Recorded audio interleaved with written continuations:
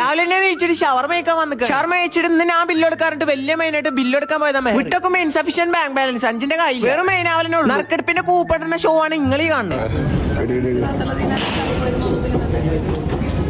Front സീറ്റിൽ ഇരിക്കാത്തോണ്ട് ഇന്ന പ്രാകണ രംഗങ്ങളാണ് നിങ്ങൾ കണ്ടോണ്ടിരിക്കുന്നത്. എന്തൊക്കെ പ്രാഗിയാലും നമുക്ക് വേണ്ടിട്ട് ലിഫ്റ്റ് വരെ പിടിച്ചിരുത്തിക്കണം പാവം. അത് കഴിഞ്ഞിട്ട് നമ്മൾ വന്നിട്ട് PRP ആണ്. ഇത്ര നേരം നമ്മളെപ്പോഴും നിന്ന ആളാണ്. ഒരു സിനിമ നടൻ വന്നപ്പോ ഈ പാവം വ്ളോഗറൊക്കെ മാറും. അത് കഴിഞ്ഞപ്പോ ആരത്തിപ്പൊടിന്റെ ഒപ്പം കുറച്ച് മെയിൻ. ഇത് പിന്നെ നമ്മളെ ഡോക്ടറാണ്. ഡോക്ടറാണെങ്കിലും നല്ല മൊയന്താണ്. സിനിമ നടന്റെ ഒപ്പം ഫോട്ടോ എടുത്തിട്ട് ഇന്നോട് കടന്ന് മെയിൻ ആവാണ്.